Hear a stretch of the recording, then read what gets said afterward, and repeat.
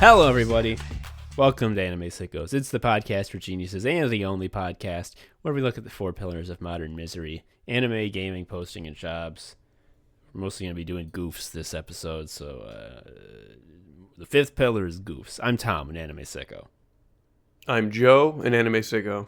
Before we get to our goofs, we gotta do our fucking chores. We got patrons. Vegetables. We gotta eat the veggies. Yeah, the vegetable tournament. Number one, eating them. It wins. It's the only combatant. First patron. This is Connor Big Man Webb. I love you put your own. Dude, I love good there. trucker middle names. That's awesome. We got some cool nicknames in this one. Usually we don't get many nicknames, but you know, we got the big man, Connor Webb. I'm with it. You know, I'm accepting it. A lot of people say like you can't give yourself a nickname. I think you can if you just like own it really hard. And you can absolutely give yourself a nickname if you give us $5. That's true.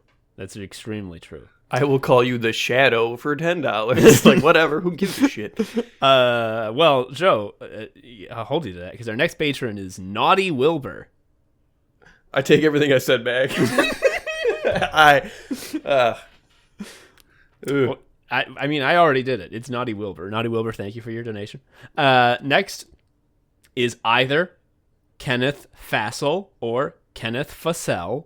It's one of those two. Or a third that I haven't thought of. Thank you in any case. Either way, it's Kenneth. Thank you, Yeah. Kenneth. And then our final patron for this batch, this is going to be Zach Seeker. Now, this isn't a nickname, but this is a cool nick, like The Seeker, like the Who. Remember that song? It was in Guitar Hero. Congratulations on your very cool last name, Zach.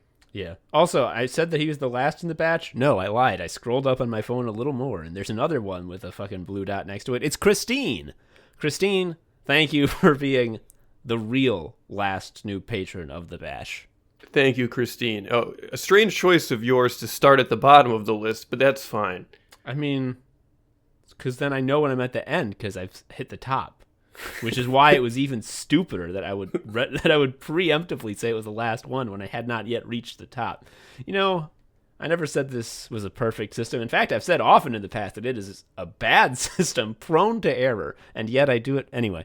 Joe, let's go on to our first goof. What I hear you've been playing a certain game series lately, and it's gotten you thinking about Bones.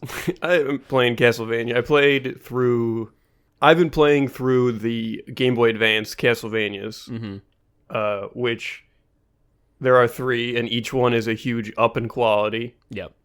But it has really resonated with me because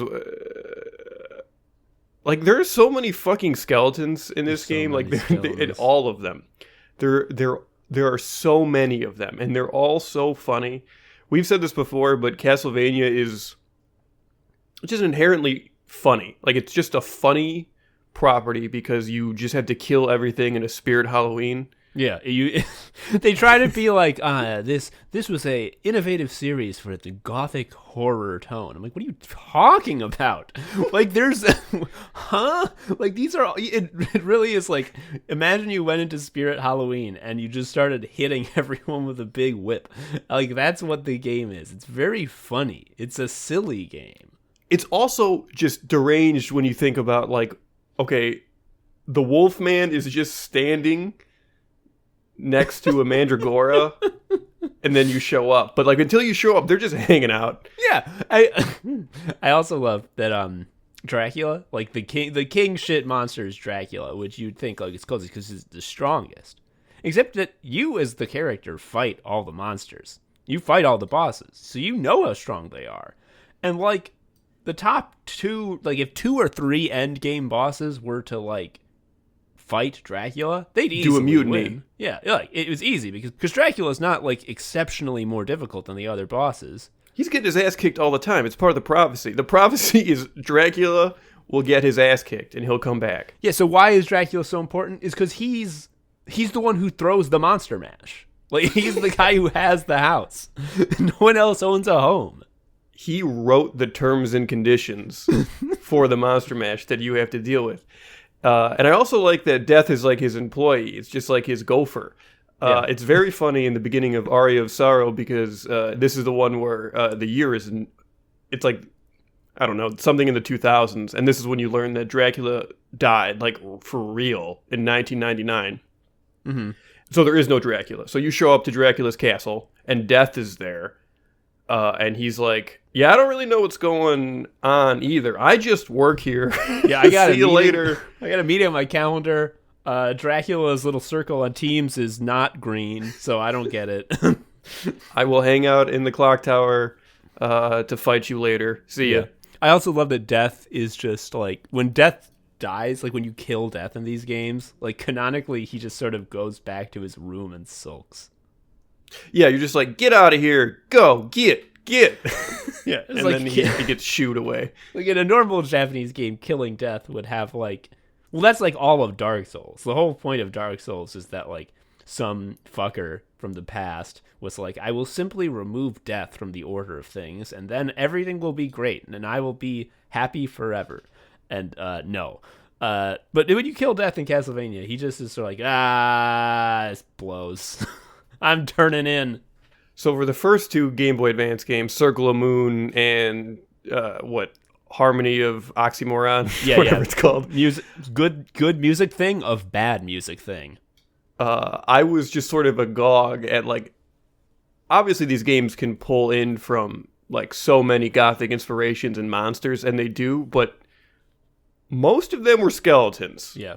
You know what I think would be really good if I was in charge of the next Castlevania game is like fucking knockoff cartoon characters and presidents. Like, you gotta add those in. Go, like, there are more aisles of Spirit Halloween we have not walked down.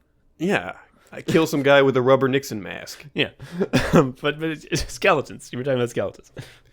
Yeah, so I got to thinking, which is like, how many fucking skeletons are in this series? Like, legitimately, like different skeletons.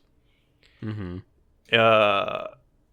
Man, oh man, the Castlevania wiki has this really good webpage. It's titled Skeleton.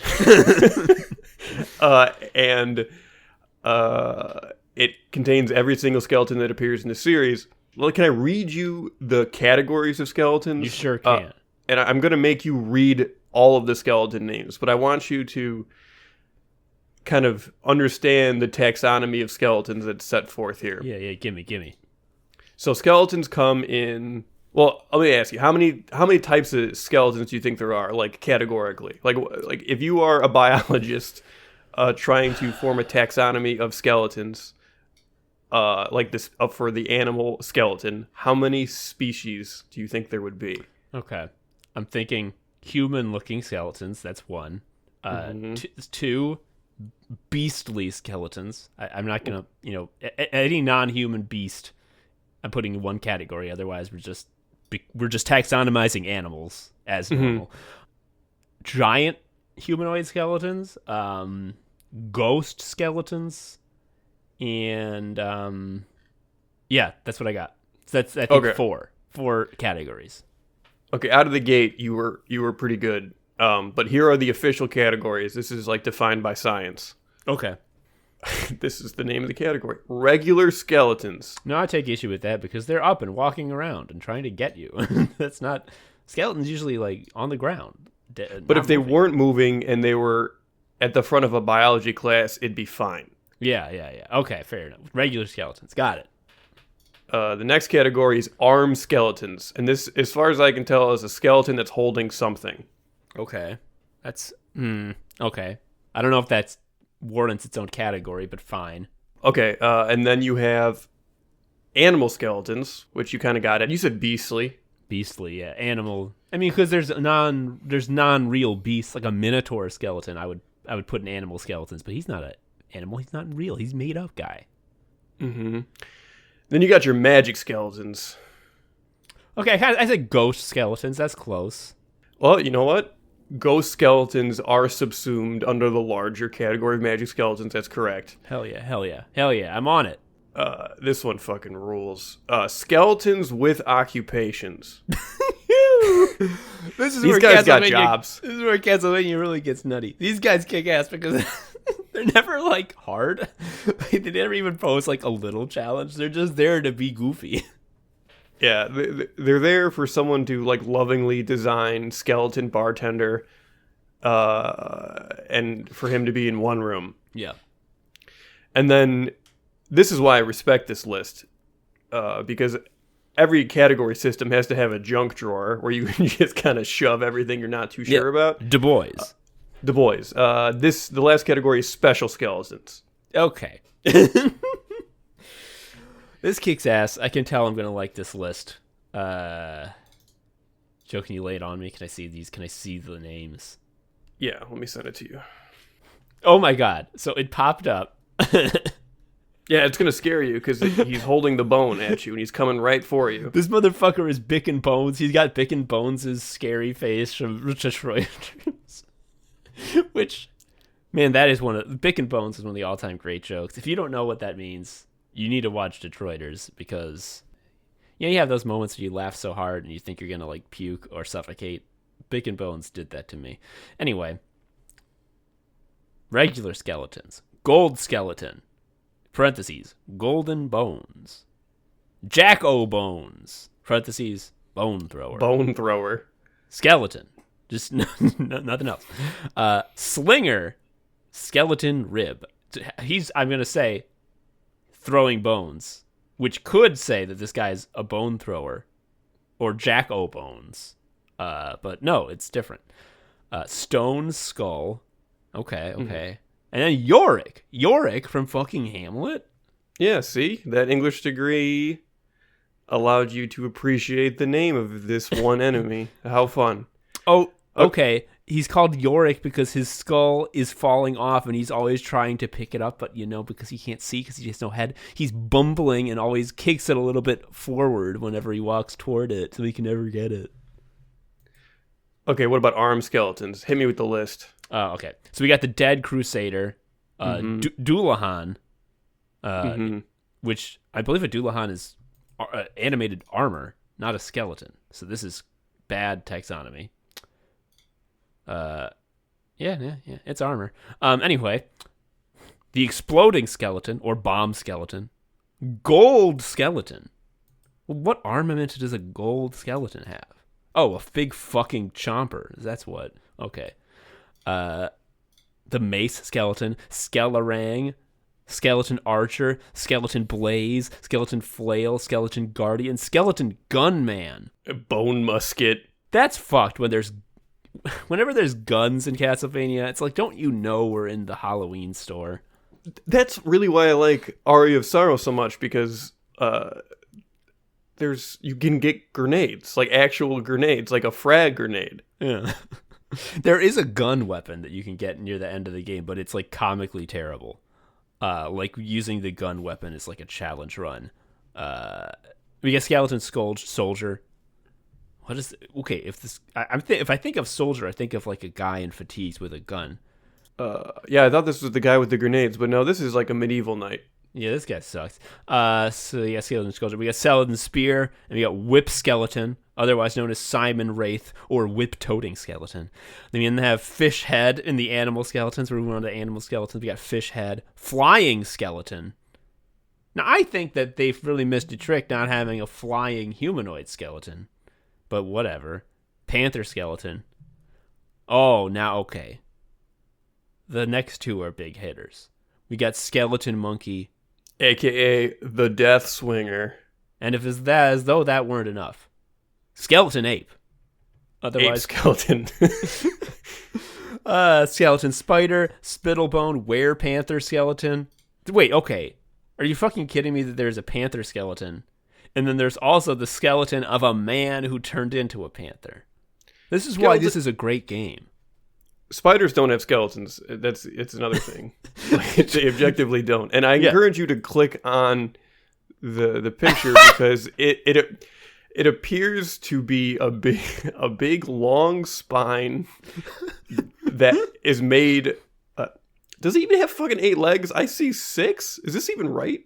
This is a six-legged... Okay, what it is it's a ram's skull, a very long spine, and then and like golf six... teeth. And golf teeth. 6 golf teeth. Yeah, because a spider skeleton... Like, the part that you see when you look at a spider... Like, the visible part is the skeleton. So technically, all spiders are skeleton spiders. Fuck this. Okay, now we gotta eat our vegetables to get to the fun one, which is the skeletons with occupations. Magic skeletons. So you got the astral fighter, bone liquid. That's what. Fuck. That's cum. That's what bone liquid is.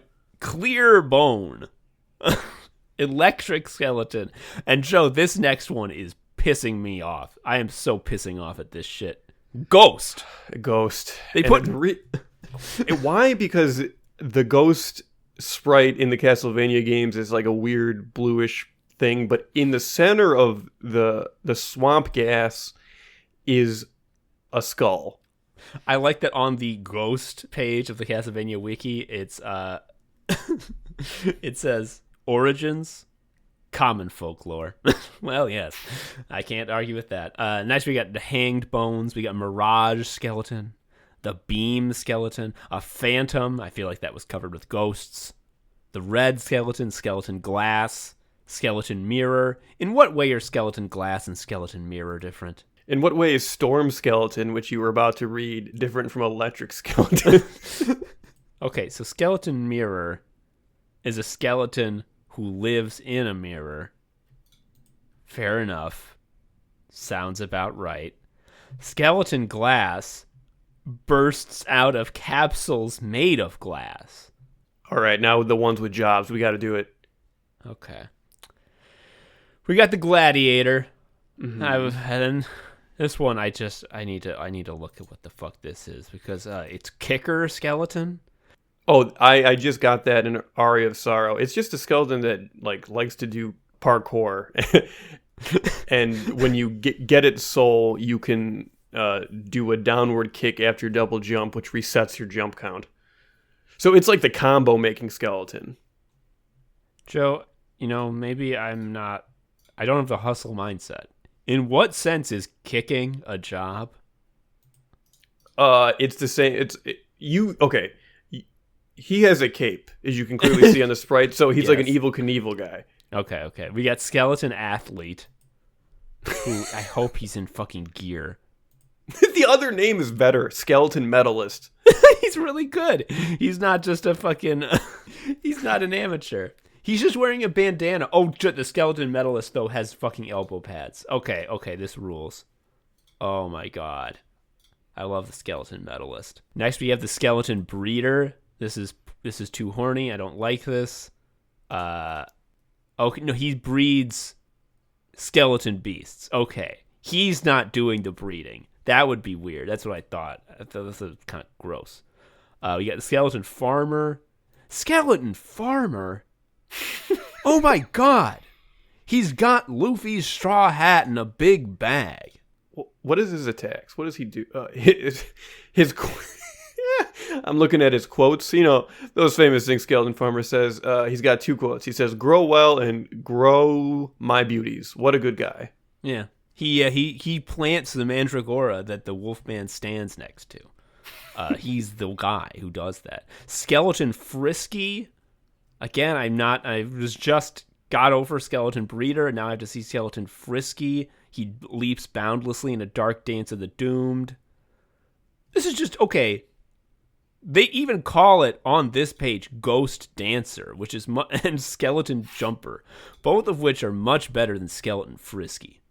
Okay, and Joe, I think here's what we've been moving towards. I love these next two. Skull Bartender. Yep. And Waiter Skeleton. The Waiter Skeleton. Oh, he's so good. He throws curry. And when you get his soul in Aria of Sorrow, you also throw curry. And what's fun about it is it does fire damage because it burns you because it's so hot. But the other thing that's really funny about it is that the monsters track it like it's you, because it looks like they got to have the curry because it's like so enticing. So they will walk towards it, which is very fun. Hell yeah. This kicks ass. I'm loving that when you go to the Skeleton Waiter wiki page, there's like a 3D model of it and not a sprite, which to me suggests that they understood this is such a good enemy, we can't leave it in the 2D era. We gotta update it. This is one of the things we gotta keep with it. And now the junk drawer, just a bunch of weird shit. Yeah, we don't get to spend too much time on this. We got Arthro Skeleton. What does that even mean? I don't know. Bone Arc, Bone Pillar, Creaking Skull. That's just me when I'm eating and I'm tired. Giant Ghost, Giant Skeleton. I did say Giant Skeleton should be its own category, but it ends up in Du Bois. Japanese Bone Pillar. Is that what that is? I thought JP Bone Pillar, like, it reads JP Bone Pillar, and I thought he was a banker. Yeah, like JD Power, which JD Power is objectively the like most badass name of all time. I'm so mad that he's a guy who gives fucking medals to cars and not like a manga character. Okay, so JP appears to be a fucking abbreviation of jumping. Okay. You should have called him Bone Pillar Frisky. Yeah. He does drop either $250 or $400. Okay. We got Larva Skeleton, Skeleton Flower, Skeleton Rider, which, okay, that's a skeleton with an occupation. What the fuck? Skeleton Tree, and then the White Dragon. Man, this really left a sour taste in my mouth. We should have ended with the Waiter Skeleton. We should have. It's really good.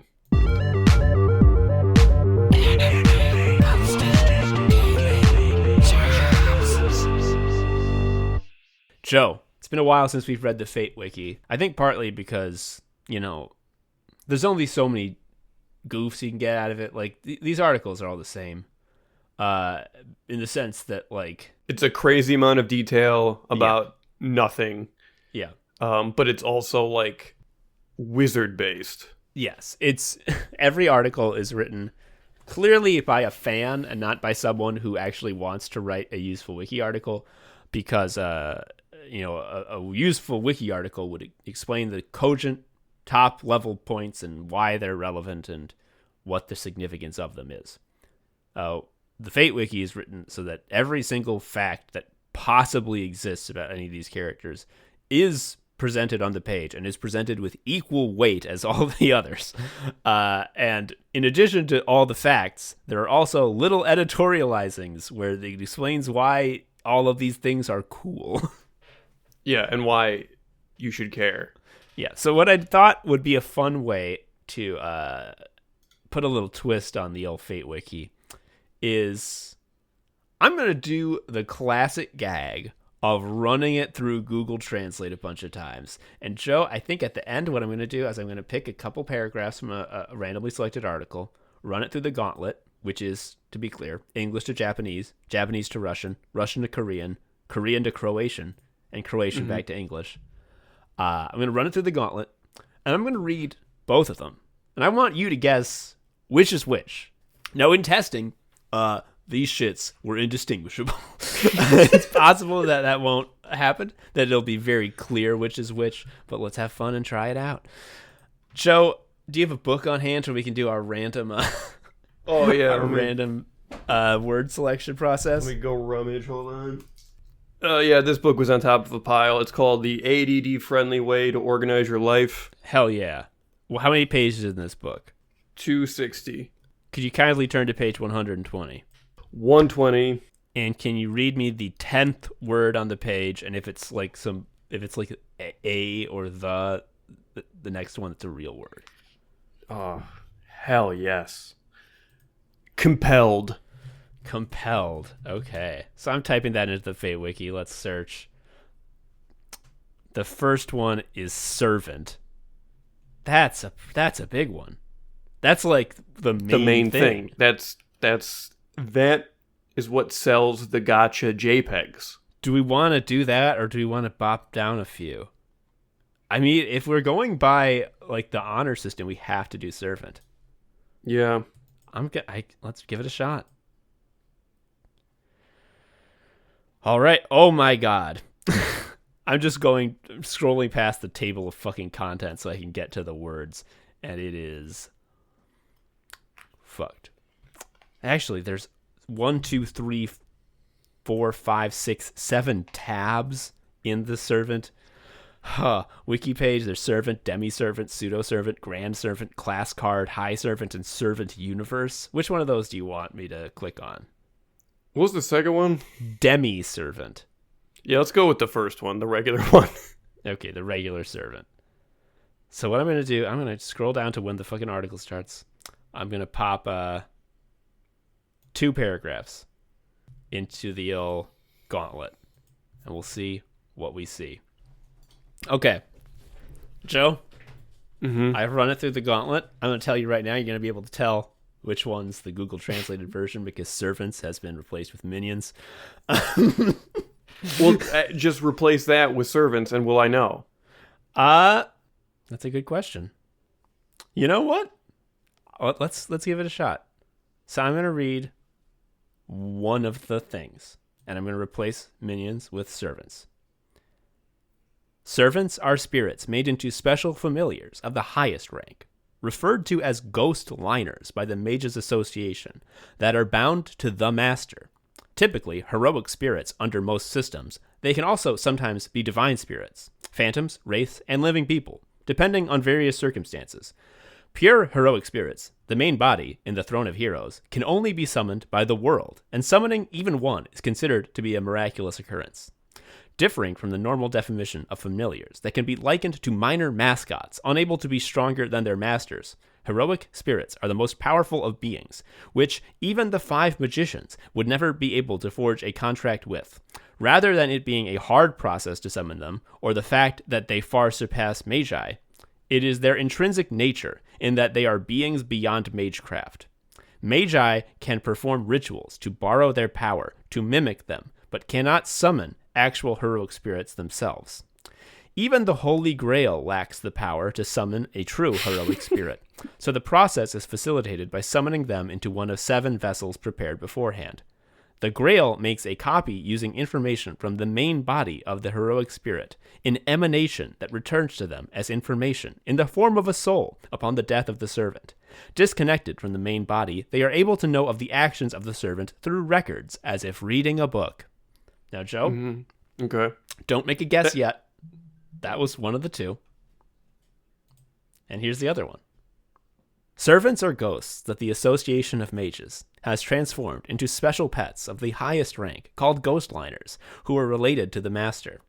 In most systems, there are usually heroic spirits, but sometimes there can be divine spirits, ghosts, spirits, and living people, depending on different circumstances. The heroic pure spirits, the main body of the hero throne, can summon only the world, and just one call is a wonderful event. Contrary to the usual definition of servants, which can be compared to smaller mascots that cannot be stronger than their masters, heroic spirits are the most powerful creatures that even 5 magicians can contract. Instead of being hard to summon, or the fact that they far surpass magicians, this inner nature of theirs lies in the fact that they are beyond magic. Mages can perform rituals to lend their power to imitate them, but they cannot summon true heroic spirits. Even the Holy Grail does not have the power to summon a true heroic spirit, so the process is facilitated by summoning one of the 7 pre-made vessels. Using information from the main body of the heroic spirit, the Grand Grail makes a copy, an emanation that is returned to them as soul-shaped information after the servant's death. By separating themselves from the main body, they are able to learn about the servant's actions through recordings, as if they were reading a book. That is absurdly fucking similar. What? Did Google Translate get way better? That's really... I thought the little key to this thing would be ghost liner, but that appeared in both. So never mind. So which do you think is the fake one? Which one do you think is the one that's gone through the gauntlet? I believe the second one did, based on the inclusion of the word mascot, and here's my rationale. The people who manage the Fate Wiki love this shit too much to allow such a diminutive term such as mascot to appear on the page, I believe. Dude, I'm about to blow your mind. Mascot was in both. Was it? Yes. Fuck. From number 1 differing from the normal definition of familiars that can be likened to minor mascots unable to be stronger than their masters. And from number 2, contrary to the usual definition of servants, which can be compared to smaller mascots who cannot be stronger than their masters. To me, mascot means Bubsy. Yes. Yes. Both texts say wizards can summon Bubsy, which I guess is true. Fuck. I'm still going to go with my second. Yeah, it is. You're correct that the second one's the Google translated one. I think the only tell is it says that minions, I changed it to servants. Servants are ghosts that the Association of Mages has transformed into special pets. I think pets is the tell here. Oh, shit. You know what? Actually, behind the curtain, folks, I wasn't able to go through the real gauntlet where we were going into languages that used different alphabets because the section was too long. The excerpt was too long, and I was exceeding the character limit that Google allowed. So you know what I'm going to do, Joe, is I'm going to pick another paragraph from further down, just one, and put that through the gauntlet. Is that cool? Can we do that? Yeah, change the characters. Like, we need to get away from romance languages. Give us some squiggles. Yeah. So I'm thinking, let's go to English to Arabic. Mm-hmm. And then let's see if Google is going to work with us and go from Arabic to Russian. Really fuck up the whole linguistic setting. Oh, it did work. It's working, Joe. I don't want to alarm you, but it's going from Arabic to Russian. And now, let's try Russian. And you know what? Chinese traditional. Fuck simplification. I think maybe Chinese traditional is I think maybe we're flying too close to the sun with that. And so we are. I'm doing it anyway. All right. Joe, here is option 1. From the same article, servant. Although too powerful to be controlled by humans, they are bound by the 3 command spells, representing the master's right to rule over them, with obedience towards the command spells being the absolute condition required for materialization. Due to the prospect of having a wish granted by the Holy Grail, it also serves as an incentive to cooperate with the master, as well as requiring them for energy upkeep and acting as their anchor to the world. Killing them will normally go against their purpose, but the command spells protect the master from those who would kill them, to seek out one who would be more suitable. Option 1. Mm-hmm. Option number 2. However, when controlled by humans, they are limited to 3 command spells, representing the right of the Lord to rule over them, and obedience to command spells is an absolute necessity for execution. Since the Holy Grail grants wishes, it can also serve as an impetus for working with masters, as well as asking them to conserve energy and act as an anchor to the world. Killing them is often counterproductive to their purpose, but command spells protect their masters from their killers to find the best fit. It is absurd how fucking close these are. What was the phrase? The rules of the Lord? The right of the Lord to rule over them. And then the other one I read had the phrase, the master's right to rule over them. Yeah, both those are silly. Yeah. This is fucked. I just had a big brain moment. I see the universe before me. Gimme. The English text that we know and love and have already goofed at is already a product of something that has been sent through billions of languages. Oh, you shit. You think so? Fuck. I think so. Let's consider that the source material, all this stuff is Japanese. So we're talking about a fun sort of machine translating from the jump. Okay. This is all the same slop that has just been pushed into different containers slightly. Shit. Because I was like, I sort of assumed, and I did a little test that was like, oh, they're funny. It's hard to tell which is which. But we put them through a more serious gauntlet, and I put more text in, longer passages. And I was losing my mind. I was getting nervous. So these are so fucking similar. But I think you've just uncovered the trick. Yeah, this is already you can't get it goofy from Google Translate because it started goofy from Google Translate. It's that reaction image we love so much of a girl with two vials of liquid in front of her, and one is tall and one is regular. And they pour the regular one into the tall one, and she points to it. Yeah, because thinking it has more volume. That's what we're dealing with here. It's the same thing in a different container. Yeah, we're stupid as fuck. Sicko mode, sicko mode, sicko mode. Sicko mode, sicko mode, sicko mode. Sicko mode, sicko mode, sicko mode. Sicko mode, sicko mode, sicko mode. Joe, I got new developments in the Anime Sickos has Zoomer fans story. Is it that we don't? We do. So you'll recall my niece Issa, who went famously Guesto mode many moons ago. An excellent episode. She's very funny. Not for a kid, just in general. And also she's not a kid. Like she's like grown up now. Well, not grown up. You know what I mean. It's like you're a teenager. You're a Zoomer now, not a kid. Anywho, she texted me one of these days, March 7th, to say, by the way, my friend said that she binged 5 episodes of Anime Sickos in a day. So that's good for your rep with the kids. Well, I guess she calls herself a kid, so who cares? Joe, what the fuck? When I got this, my initial thought was, what the fuck? Not just because I was like, how come... Like, how, I can't believe it. We have a Zoomer fan. We have to be cool. We can't say slang wrong or they'll roast us. But also, I was just blown away that there exists a human being on the planet that could hear about a friend's uncle's podcast. Yeah, that's a hard sell. That might as well be like, my aunt needs someone to help her move. Do you think you could do it? It's just like, we won't pay you, and it's going to take a long time. It really did feel like I got a text being like, hey, my friend said that they changed the tires on your car. And it's like, why would they do that? Like, thank you, but what? She sent a picture of this person holding up an iPad with the Anime Sickos logo.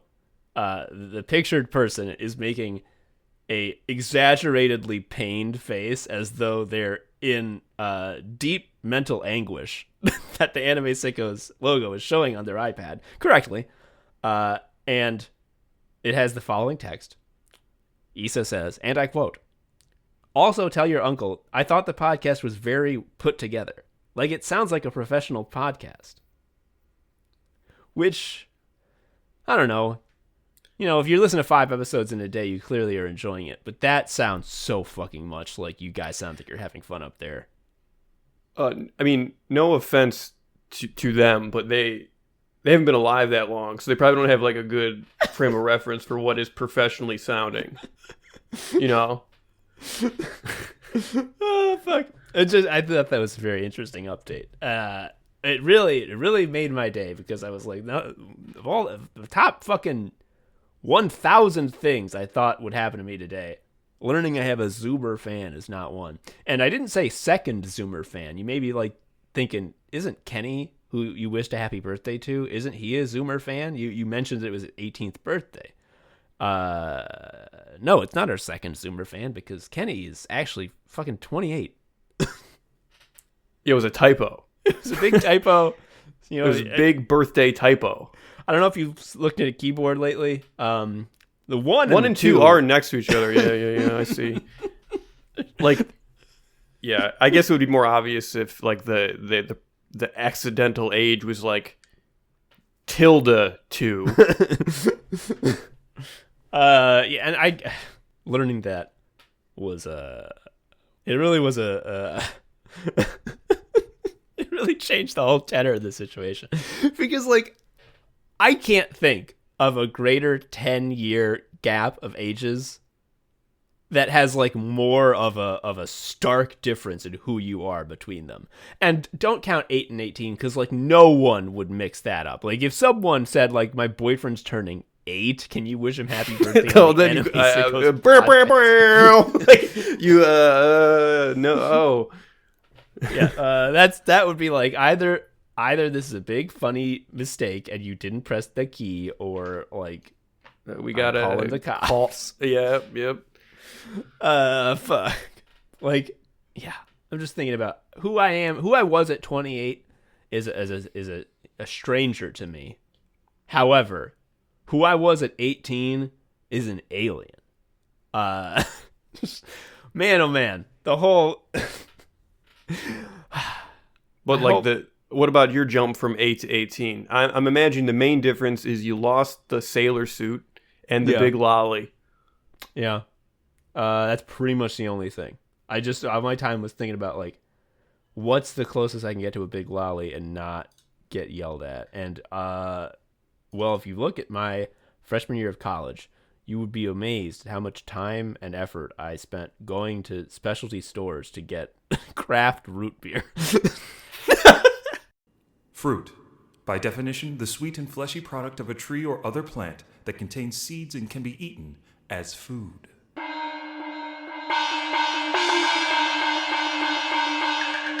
"48 combatants have been selected. 2 sickos will judge them. 1 will be crowned greatest fruit under the heavens. This is the Fruit Annihilation Tournament!"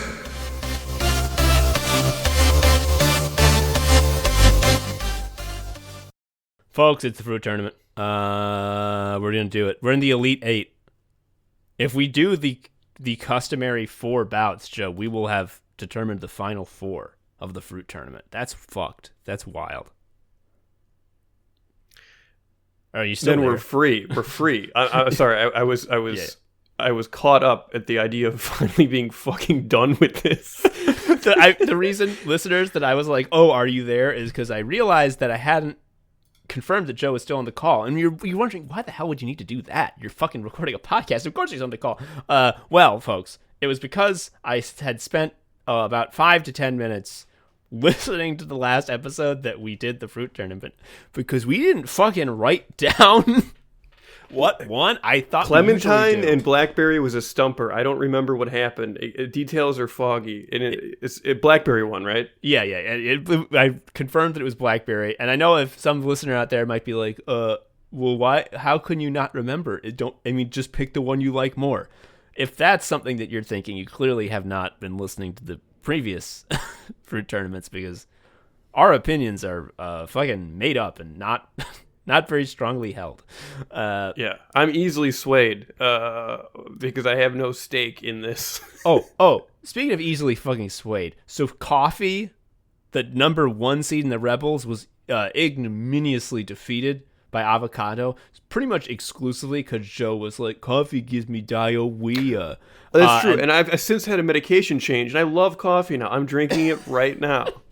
Sucks for coffee, but one of the most try to be a little more Prestige friendly in the future, I guess. I like to be supportive of my friend in a trying time when he has to change medications and suffer through a lot of painful and difficult side effects as a result. And I'd like to celebrate with him when he gets these little victories. This was not one of them. I'm so fucking mad that Coffee got knocked out. Anywho, let's fucking do it. Let's start with the Classic Killers. The Classic Killers region. And this one is a battle for the ages. This is like before the bout, like they reveal their brothers, like long lost brothers, who like haven't spoken in decades because of an old rivalry, and like they don't even tell anyone they're brothers because like they hate each other so much. But deep down, you know, they still respect each other. They don't think there can ever be reconciliation, but they hope for it, even as they know that they're too proud to reach out and grab it. It's apple versus lemon.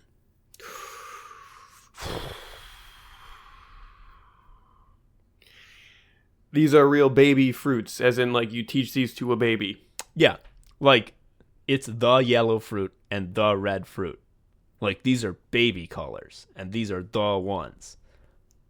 I don't think it needs to be said, but I'm going to say it because it's a podcast, and the only thing I can do is say things. These fruits are like foundational fruits. These are like, there are specialty fruits, there are treat fruits. You know, there are fruits you have like you maybe put them here and there, you know, for fun. Maybe they're for a specific use case, like coffee's for a specific use case. These are like foundational fruits, not just of like some cuisines, but like many to all. Like apple is a king fruit of desserts the world over. Also, I think probably one of the best traveling fruits, as in it travels very well. It does. I mean, and also you can fucking make cider out of it. You know, Johnny Appleseed, he traveled well so that everyone could get drunk on his shitty food. Apple cider vinegar is a magic goop that people, I believe, incorrectly think solves all illnesses. Yeah, it definitely doesn't, but it is good as an ingredient. Fuck. Like, you just take some pie crust from the store, you cut up some apples, you put sugar in the apples and stir it up till the sugar gets fucking absorbed. You put it in that store-bought pie crust. Put in, like, a little bit of salt.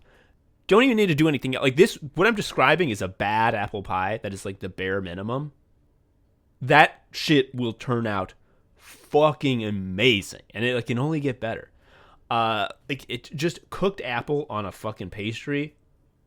Incredible. I know there's people out there who's like, cooked fruit, hot fruit, yuck. You don't get to, sorry, you if that is your thought, you're allowed to have that opinion, but you also are disqualified from having an opinion on the fruit tournament. That's like thinking that like any food that you have to chew more than 5 times is not worth eating. It's like, well, that's a really arbitrary fucking distinction that's gonna just wreck the entire fucking grading curve here. Have you gone apple picking? Like, it's a calming activity. Every time I've gone, though, it's always been at the end of the season. Everyone's like, sorry, you should have been here sooner. And I'm like, well, that's the story of my whole life. I've never been apple picking because every time, I'm even worse than you, Joe. I think to myself, hey, honey, my wife, let's go apple picking. I think that'd be a great experience. Get out in nature, have a little experience, a little calm, quiet time just for us. Doing a little fun thing, and we can make apples. We can eat apples later. Make apples. We can eat apples later. That'll be nice. Maybe make apple butter. Have I talked about apple butter in the fruit tournament before? Because that shit's incredible. But every time I try to go apple picking, I go to like the orchard's site to like to fucking get a time, and it's like, hello, welcome to like Happy Apple Orchards. You're 10 months late, idiot. It's all fucking booked. You needed to be on here in fucking February if you wanted to get a spot in September. Are you dumb? And I'm like, yeah, I am dumb. Every time I've left an apple picking orchard, I'm like exhausted because like it's just like these people don't shut up about apples. Like you have the apple cider donuts. It's just like everything. It's all day with these people. Consider also that basically every single juice that you get at the store is gonna be mostly apple juice. Like any type of other fruit juice, except for maybe like grape juice is gonna be grape juice. But all your blends, you're gonna have apple juice as sort of the main foundation, just because, you know, of all the juices, it's the one that produces the fucking cleanest, sugariest, most palatable water that you can just put in anything. Other fruit, this juice is like, it's a little tart, it's a little astringent. I know, put fucking apple juice in it, now it tastes good as hell because there's sugar in it. They also ship easily. We said that already, but like not only are they the baseline juice for all these blends, but you can fucking pack a bunch in a crate and don't have to worry about them getting mushed. Yeah, and they last long. I talked about the Cosmic Crisp earlier in the fruit tournament. You know, when I was talking about new apple just dropped, how they how they do drop new apples.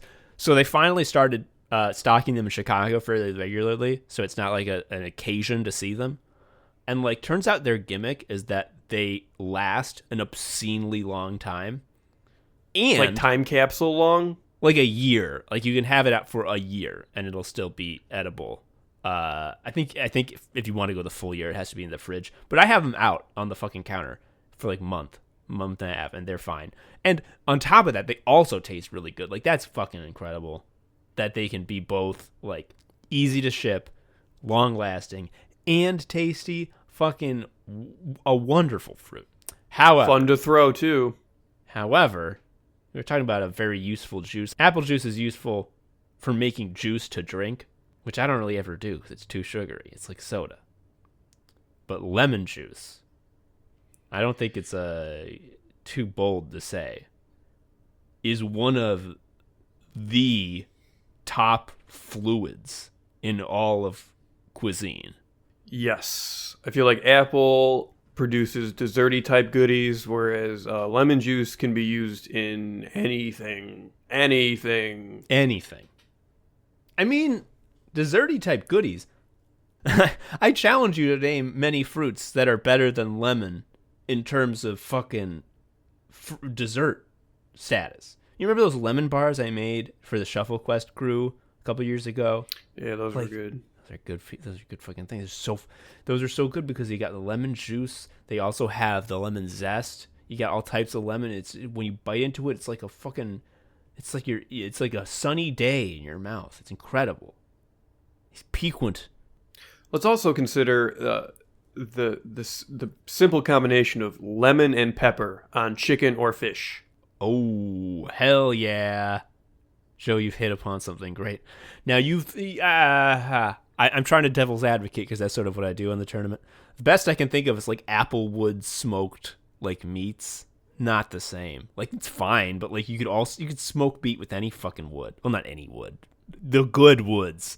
And it would still be good. It's not like anyone is like, applewood or nothing. I'm not eating shit that's smoked with hickory. You fucking kidding me? No.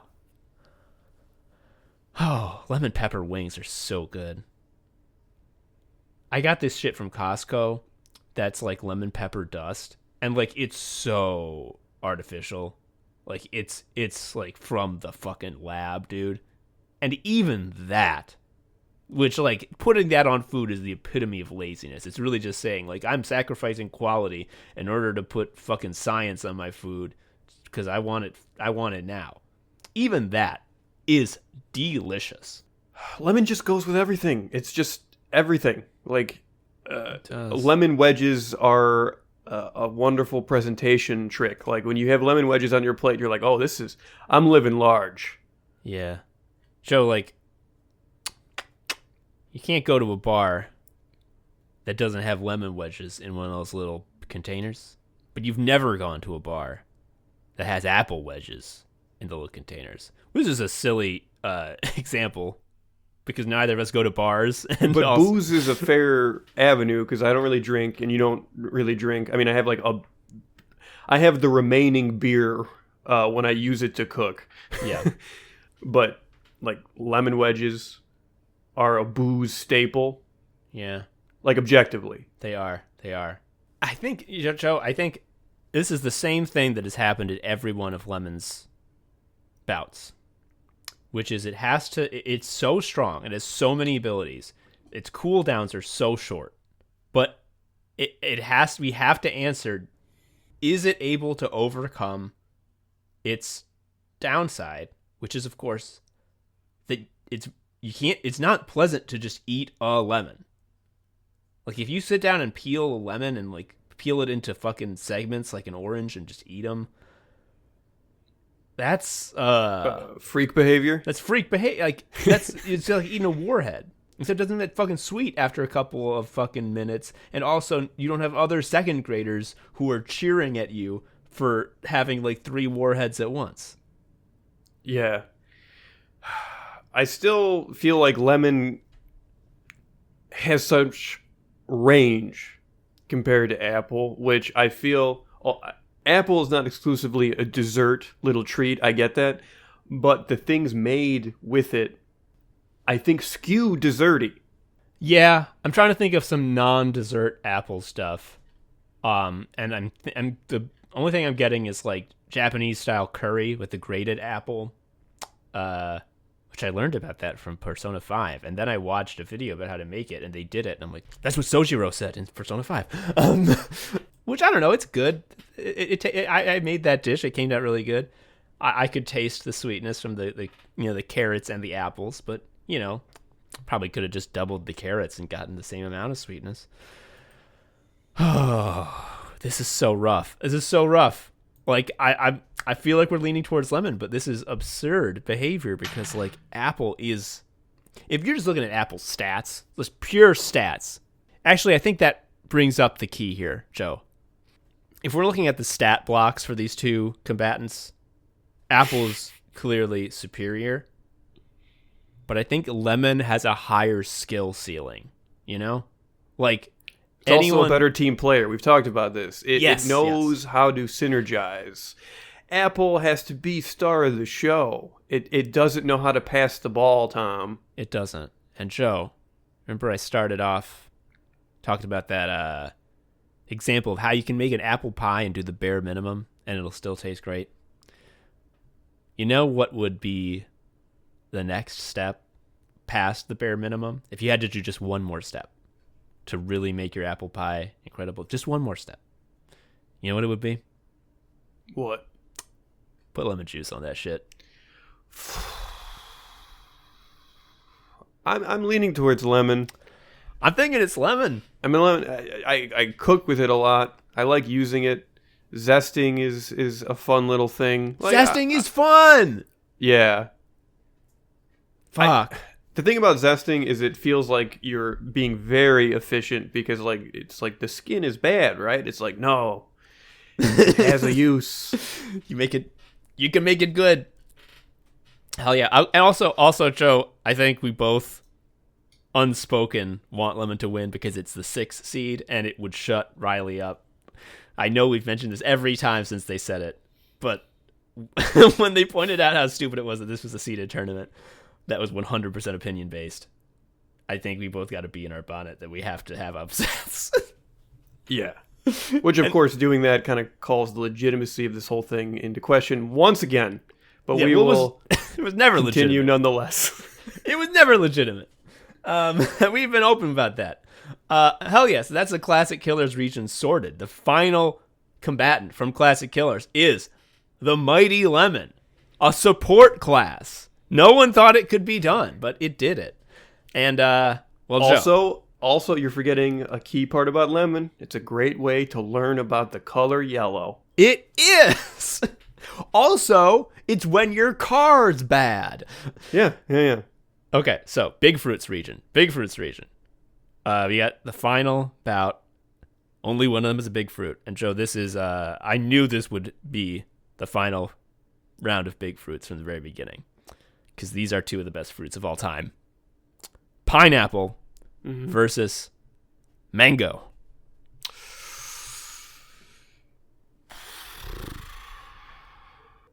Mango is such a fucking treat. It's like the treatiest of all the treat fruits. It really is. If you have a good mango, like a really juicy mango, Jesus Christ, it's impossible to describe. And you put fucking tahine on it, not tagine. Tagine is a dish from Morocco, a cooking dish. Tahine is the fucking dust that we do. We will say tagine later because there's a J and we're white. But it's tahine technically. You put that on the mango. Super Saiyan. You go Super Saiyan, yeah, dude. Have you ever had a mango and it was dry? So just like a bad one? Yeah. You ever had that happen to you? I don't think so, but I've also explicitly bought mango leathers, which is like the whole point. They're dry. Yeah, well, dried fruit's a whole different thing. I've bought a mango, and I don't know if there's some trick to tell when they're ripe. It felt ripe to me. I'm ignorant, I know that. I cut it up in my normal fashion. I took a bite. You know, that shit was hard. It was like crunchy, and it didn't have that juice. And it wasn't pleasant.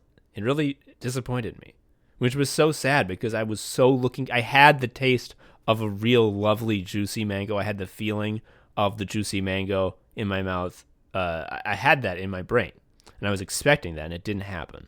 The dissonance vexed me, Joe. It vexed me. I will say that I have never had, and I don't even know how you could have, a bad pineapple. I think a bad pineapple would be like you go to cut it with a machete and you fuck it up and you cut your head off. Like that is what happens. Yeah. I mean, I feel like a bad pineapple, you sort of like, it has to be like, as you say, either cut your head off in a tragic machete accident, or it's like clearly rotten and like, well, obviously you wouldn't even try to eat that. Pineapple also has the fun thing going for it that if you are so inclined, you can make fun drinks in it. Like you can use it as a fun gourd. Yeah. Dude. Yeah. We should talk about ease of access though, because like if you are if you only have your fucking bare hands and a pineapple, that sucks. That does suck. I mean, you have to slam it against a rock, and then you're gonna get a lot of mess. Yeah, I've sliced up pineapple into spears to bring to like grilling events before, and it's long. It's that you end up throwing a lot of it away. I mean, all the skin, the top and the bottom, the core, and also it's so juicy. Which the juiciness is, I'll be clear, an asset, but it makes your fucking cutting board all. You have to like wash it off of there because it's sticky. I do think it's kind of funny how Hawaiian as like a food modifier means grilled pineapple. I mean, grilled pineapple is so goddamn good. Yeah. I don't know if you grill mango. Can you? Is it allowed? I mean, you probably could. Would it be good? I mean, yes. Actually, now that I say that, clearly it would be. It would have to be like the flat sides, you know, for max, and then like. You know I was thinking like a skewer, and you rotate it over a fire. Well, what I would do, here's what I would do, is I would have the flat sides, you know, cut around the seed, yeah, and then I would score them into cubes, you know, but I wouldn't turn it inside out yet. I would grill it while it was flat, and then I would turn it inside out. Would that be the right order? I don't know. I've got to do that now. That sounds really good. I'm still feeling drawn towards the idea of mango as the ultimate treat, though. Yeah. Joe, you know what's causing me a lot of pain trying to choose between these two is a couple years ago, before there was the plague, Dragon Ball Super was still airing. I know because you were telling me about Jiren. Yeah, he's a buff Area 52 guy. Yeah. You, me, and Kevin Johnson went to the Jollibee, I think on Elston, because we hadn't been to Jollibee before. You had. You're telling us how good Jollibee was. And so we were like, we gotta get Jollibee. And I got the chicken. Yeah. It was really good. I enjoyed going to Jollibee with my friends. It was a fast food joint. It was like above average, but I mean, it was a fast food joint. It wasn't the best food I ever had. I didn't expect it would be. However, I also ordered their dessert item, which if you know, you know. If you don't, it is a pineapple and mango pie. And I mentioned how the food was fine, above average fast food. That pineapple and mango pie, I still think about it. It is one of the best things I've ever had. Pineapple and mango together. Holy but now you have shit. to reach into your lived experience and extract which of that partnership, which is now in conflict with one another, was like doing more in that combination. Who was carrying who? Like, do you know? I think it was like Luffy and Ace fighting back to back. Like they're better together. They make each other shine. The problem is that they are on opposite sides of the bracket now. They may have worked together at one point, but that's over. They're crying in the ring, like for sure. Like they hate this. But when they lock up and do like the hug that happens in professional fighting, where it's just people, both fighters just trying to get a breather, but people are like, oh, they're hugging. They actually are hugging. It's a real hug in this case. Yeah. Fuck. Joe, okay. This is so tough because these are really two of the ultimate fruits. Pineapple has... What does pineapple have that mango doesn't? It has... a higher defense stat. Yeah, higher defense stat, cooler outfit, it has a premium skin. Mm-hmm.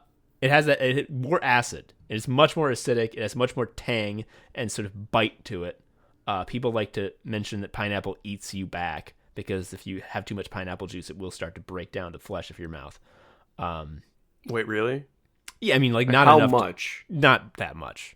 Just like enough that like a science guy could point to it with like a fucking science scope. Okay, that sounds real rigorous. Like, if you eat a bunch of pineapples, you will get like a funny tongue. Your tongue will feel funny, and it's because the acid has sort of like eaten away at your tongue meat. You'll be fine, but like, yeah, it's a high acid fruit, which is why it's so good. But the mango is, this is like, I can't even put into words because this is just so, I don't feel like I should have to make this choice. But we started a fucking fruit tournament like morons. I am still just drawn to the apex treat factor of mango. It is the top of the treat food chain. This is so tough. It's very unassuming. It has the default skin. It just looks like a fucking round. But it's, oh God. Joey, let me tell you something. There was one time I went to Costco. I didn't have a membership yet because I hadn't had a car. I thought they don't let you in then. I thought they just kick your ass if you show up without a card. We were with our friends who have a membership. They drove us, and we were pretended that we were their like cousins. And these are our maid and butler. Yeah. And they bought our stuff, and then we paid them how much it cost later. There was in that aisle a bag of dried mango that each one had been dipped in dark chocolate. Oh, dear. And Joe, every single time I've gone back to Costco since, years now, I don't go that often. I go like once every like 2-3 months. Every time, the first thing I do they have that fucking bag of dried mangoes dipped in chocolate? They never have. And I don't know if this is a point in mango's favor or not, because on one side, it was some of the best food I've ever had. I would go so far as to call it a dessert, even though it's a fruit, because there was chocolate on it. But the mango was still the star. But it's also a bad thing because it's vexing me constantly because I can't have it anymore. Whereas pineapple, not only is it plentiful during the summer months wherever I go, delightful, always a winner, but also dried pineapple, the little fucking rings, they have such a delightful chewiness, and also they're everywhere. I can never... Joe, I you know what? I'm leaving it up to you. I'm seeing every punch. They like punch each other's fists. It's an ultimate mirror match, and they're both weeping. To me, this is absolutely even, and so it's all on you. And I think I know, based on what you've been saying, what it's going to be. My main point around mango is also that my soon-to-be wife is a huge mango fan. So much that one time I bought like a big, like 5-pound bag of mango leathers that was on sale at this little store we were walking by, and then I was later told I can't do that ever again because she just she got the taste. No. Fuck. Yeah, dude, you gotta factor in wife opinions on these things. Fuck. Yeah, that's it. It's mango. Mango wins.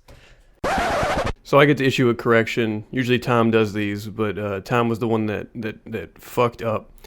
Tom at Jollibee had a mango peach pie, not a mango pineapple pie. His entire premise, his yammering here, is all based on a lie. I need everyone to understand this. I want to repeat this again for emphasis. What he had was not a mango pineapple pie, but in fact a mango peach pie. The final four so far is lemon and mango. Holy shit.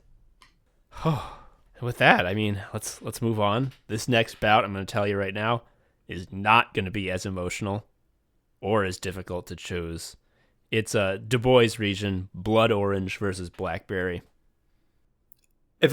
No offense to both of these competitors, but this is where I get up to go to the bathroom. Yeah, that's why I was saying like this is that was a pitched battle just before where a lot of emotion went into it. And this is like, let's talk jam, Tom. Let's talk jam. Yeah, blackberry jam's good. Orange jam is marmalade, which sucks. And I don't even think they make marmalade out of blood orange. Blood orange is goth, as we've said many times, which is very strong and powerful. Yeah. Okay, here's what I'm thinking.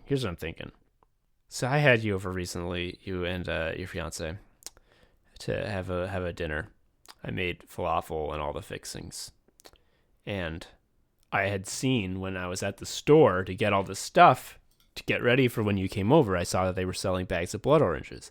And I know you always say, "Oh, I've never had a blood orange. What even is a blood orange?" So I decided I would get a bag of blood oranges and make you eat one. I forgot to do that. I was too busy making the falafel and having a pleasant time with my friend to remember to make you eat a fucking meme fruit because of our podcast gags. However, I later ate one of those blood oranges, and it was a bad batch. They were dry as hell. And I know that you can't make a sweeping generalization about a fruit after you had one bad batch, but I'm doing it. I'm soured on blood oranges now. I like blackberry jam. I'm a simple fool. Yeah. We spent a lot of time in the last two bouts. Let's not overthink this one. Bye-bye, blood orange. Blackberry's the winner. Try to be jam better next time, loser. Yeah. I gotta say, I did not think blackberry was going to be in the final four. I don't really like it that much. That's how I also feel about blood orange. But we are our own jailers, Tom. I think I don't want to... I know we're just determining the final four today. I think we can pretty safely say mango is going to be in the final two. But we'll leave that for later. Now we got to clean out the rebels, and this one's going to be tough. Because it's avocado versus tomato. These are very fucking different. Yeah. Yep. If I remember correctly, our sort of rationale for why tomato kicks ass is that it is a staple in so much cuisine. Yes. It's got an incredible amount of umami flavor. It's the pasta fruit. It's the pasta fruit. It's the salsa fruit. You can roast them. Oh my god, dude, there's this place that's near us called Noon O Kebab. That is it's called Chicago Persian Restaurant on its website.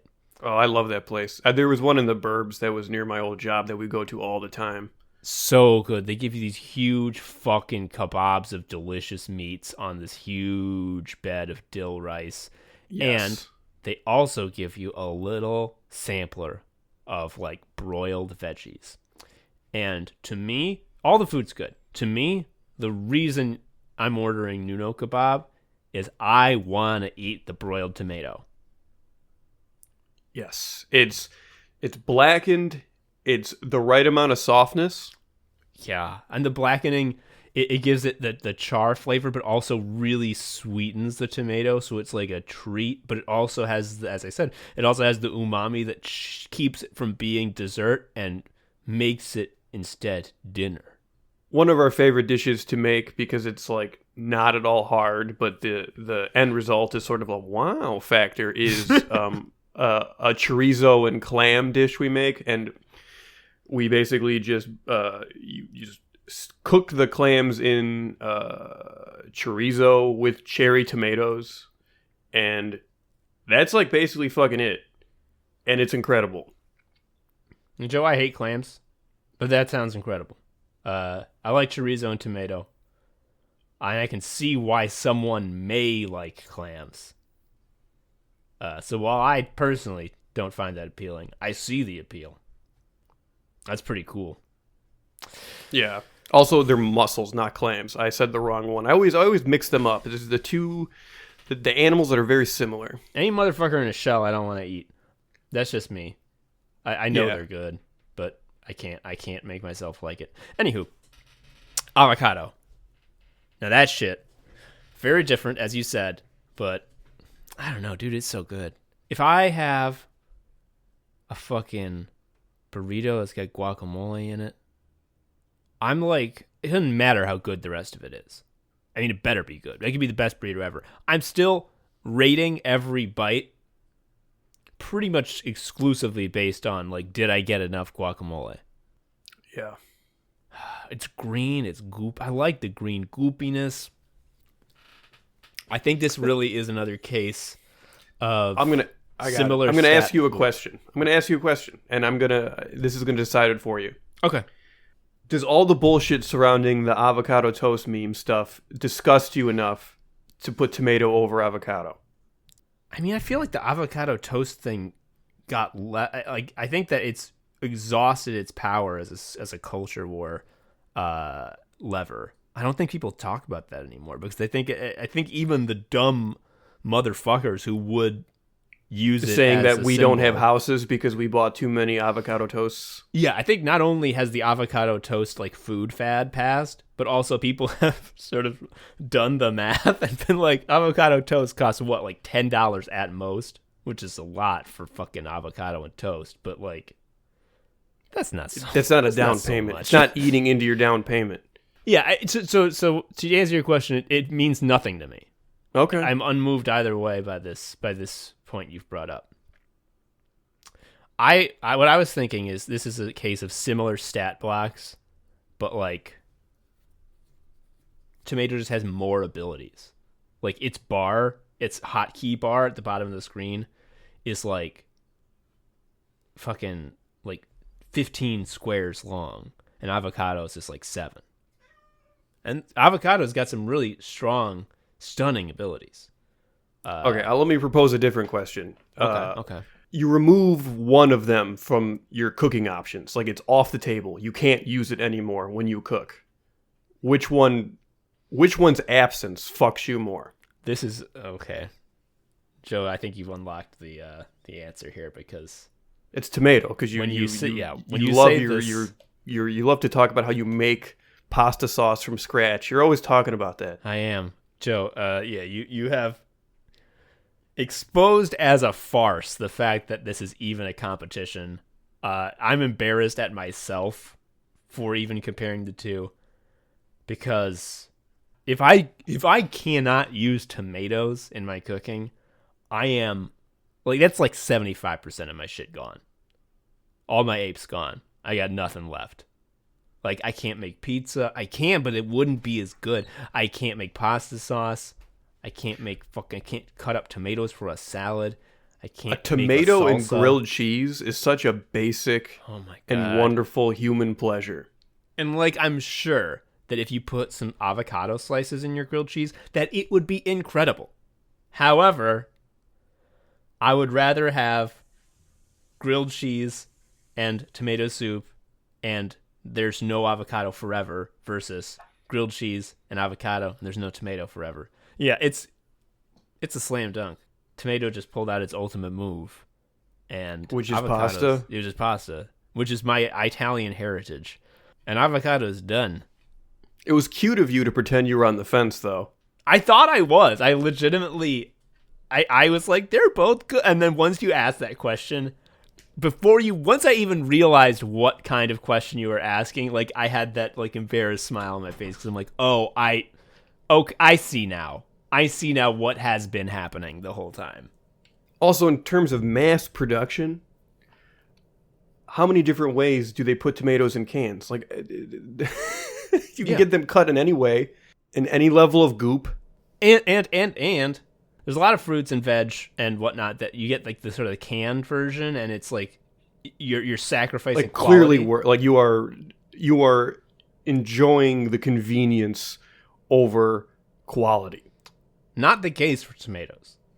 A good fucking can of tomatoes is a dynamite piece of cooking. You're gonna get great flavor out of it. And yeah. And avocado, famously, fucking, you need to get it fresh, obviously, and also it ain't fresh long, and also they don't travel well because they're mushy. Fuck. Also, oh shit, did you know about this? Hey, you heard about like how fucking avocados like came to be? The Haas avocados, that is.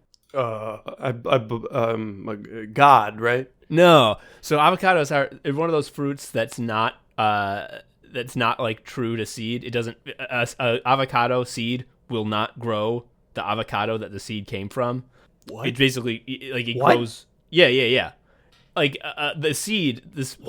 When an avocado, fruit gets like fertilized, it's getting fertilized with like random DNA from 2 trees that makes a completely new avocado that has a totally different flavor. And most avocados taste like shit because it's just random DNA getting thrown together, and like the good tasting genes aren't, getting randomly selected, or maybe they are, but like they're clashing with each other. Yeah.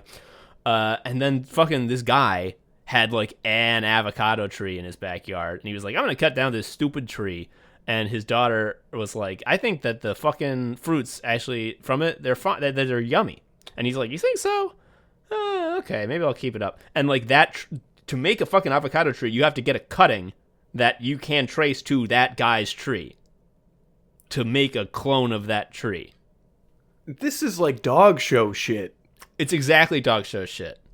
Whereas tomato, Europeans thought it was poison, and they called it like a goth apple, which was pretty cool. It's part of the nightshade family. Yeah, which like that's a cool class. You definitely, if you have the entire nightshade set, you get like a bonus to like stealth attacks. That's a cool name. Also always does damage equal to your level. Yes, of course. Fuck you. All right. Okay. So with that, tomato wins. So we have gotten the final 4 of the Fruit Annihilation Tournament locked in. We got lemon, mango, tomato, and then like the guy who's got imposter syndrome, but like because he is an imposter, blackberry. Like it's not a syndrome. Like he really doesn't deserve to be here. Like what? In Kengan Ashura, there was the guy who's like, I learned to fight by watching people on TV, and I am the perfect actor copying. It's as if that guy got really far in the tournament. Yeah, he just got real lucky. I mean, I think this speaks to the general fucked upness of the entire Du Bois region. Also, it should have been green apple, but fucking cranberry beat it for reasons that I'll never understand. Make sure you write down the outcomes this time so we don't have to figure it out on the fly.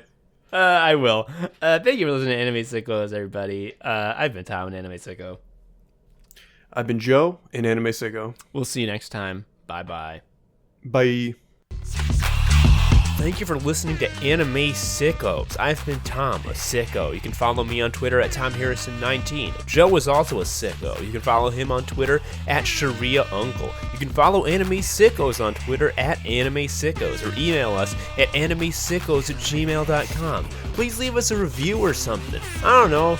Tell a friend. Anyway, until next time, bye.